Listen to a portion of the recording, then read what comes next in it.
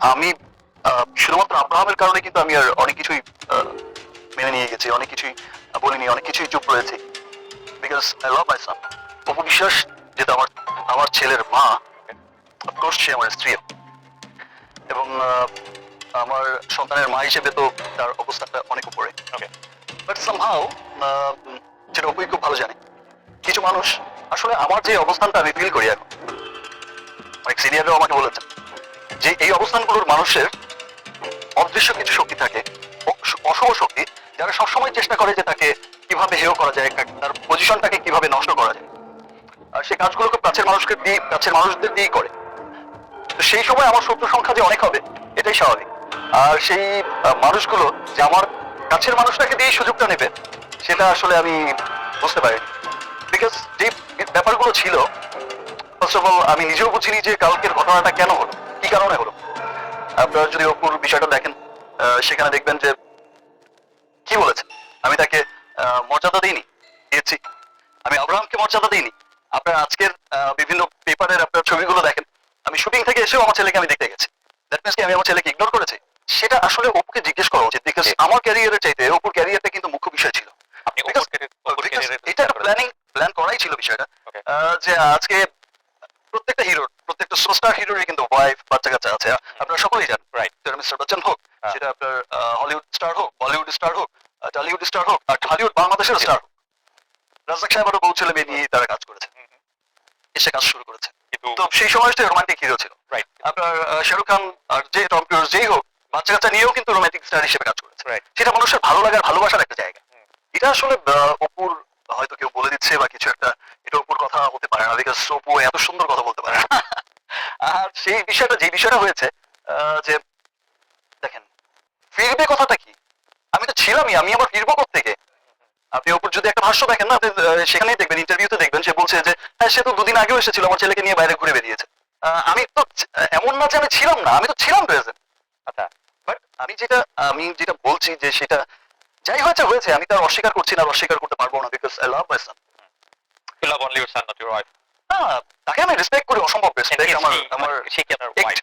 Of course আমার wife, of course আমার wife, because আমার ছেলে তো আর হচ্ছে অবৈধ কোনো ছেলে না। Ex wife এখন wife. না, আমার ওয়াইফ এখনো আছে ভাই। ওকে, অপু হচ্ছে যে আমার যেটা হয় যে কাছের মানুষকে দিয়ে মানুষ হচ্ছে বড় মানুষকে বিপদে ফেলে বা বিব্রতিকর অবস্থার মধ্যে ফেলে, সেটা হচ্ছে এত কাছের মানুষকে দিয়ে ফেলবে, এবং তার মানে আজকে আমার ক্যারিয়ারে একটা বিরাট ক্ষতির সম্মুখীন হতে পারতাম।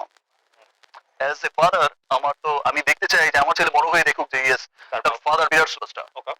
সো এই কাজটা আসলে তার করা উচিত হয়, কখনোই উচিত হয়নি। আর যেহেতু দুদিন আগে সেই নিজেই বলছে যে এসেছে, ঘুরেছে, অনেক টাকা দিয়ে গেছে, অনেক ছেলেকে অনেক আদর করে, মানে এতদিন আমার ক্যারিয়ারের কথা ভেবে চুপ করেছিলেন, আর কালকে আমার ক্যারিয়ারটা উজ্জ্বল হয়ে গেছে। আজকে সারা দেশের মানুষ যেভাবে আমাকে দেখেছে, যেভাবে সারাক্ষণ দেখেছে, আইডল হিসেবে দেখে মানুষ, আমি তো একটু হলেও তো সমালোচিত হয়েছি, একটু হলেও তো মানুষের মনে একবার প্রশ্ন জেগেছে যে এই সাকিব সবসময় এত ভালো ভালো কথা বলছে, সবসময় এত ভালো ভালো কাজ করছে, এত ভালো অভিনয় করছে, দেশের সিনেমাকে ইন্টারন্যাশনাল পৌঁছে দেওয়ার জন্য এত সংগ্রাম করছে, উঠে পড়ে লাগছে, তো সেই মানুষটা আর এরকম একটা ব্যাপার হতে পারে?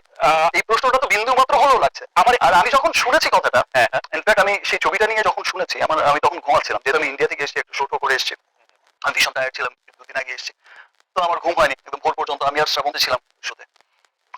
তো শো করে এসে আমাদের মিটিং ছিল, আমার অ্যাসোসিয়েশনের মিটিং টিটিং করে এসে খুব টায়ার্ড ছিলাম। তারপর দিন আমি ঘুমাচ্ছি অনেক বেলা পর্যন্ত। আমাকে যখন 1টা-1:30টার দিকে বললো যে দিস এন্ড দিস এমন একটা ঘটনা ঘটে যাচ্ছে, আমার যে ইটস ইম্পসিবল, এটা হতেই পারে। আমার বাবা ঠিক আছে, ঘুমিয়ে বলছে ওকে ফাইন, ঠিক আছে, পরে দেখবো। সিরিয়াসলি এখন আমাকে ডিস্টার্ব করো না, আমার বাসার লোক কি বলছে, এখন আমাকে ডিস্টার্ব করো না, আমাকে ঘুমাতে দাও। কিছুক্ষণ পরে এসে আমাকে যখন উঠিয়ে যখন টিভিতে দেখানো হলো যে দিস এন্ড দিস এমন একটা ঘটনা ঘটে যাচ্ছে, এই ব্যাপার, খুব ওয়ার্নিং দিয়েছিল, তখন তো শুনলাম না, তখন তো বলেছিলাম, তখন তো এই হয়েছিলাম।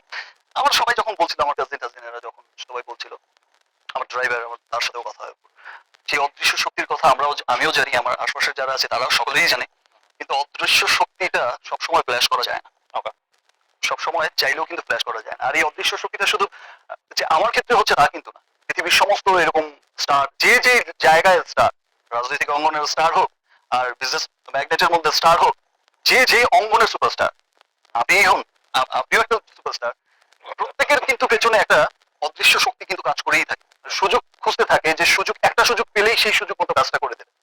তো সেই সুযোগটা আসলে কালকের দিনটা আমার ছিল না, আমি অনেক কথা আগের মাথায় বলেছি, অনেক রকম বাজে দিয়ে অনেকের সাথে করেছি, যেটা আমি কখনোই করি না। তার একটি কারণ হচ্ছে যে আমি হঠাৎ ঘুম থেকে উঠেই এমন একটা বিষয় দেখতে পাবো একদিন আপনি এই বিষয়টা তবুও জানে এবং আমিও জানি এই বিষয়টা আমাদের মধ্যেই কিন্তু বিষয়টা ছিল। যেহেতু তার জন্মটা আমরা কিন্তু ভেবেছিলাম যে ফাইন ঠিক আছে আমরা হয়তো আমেরিকা বা লন্ডন বা এরকম কোথাও হয়তো সেট করেছি তো তারপরে কিন্তু চেষ্টা করেছি যে তখন টাইমটা খুব শর্ট টাইম ছিল যে ফাইন ইউএসএ পাঠিয়ে দেওয়া বা লন্ডন পাঠিয়ে দেওয়া বা অন্য কোথাও গিয়ে আছে সেখানে মানুষ জানে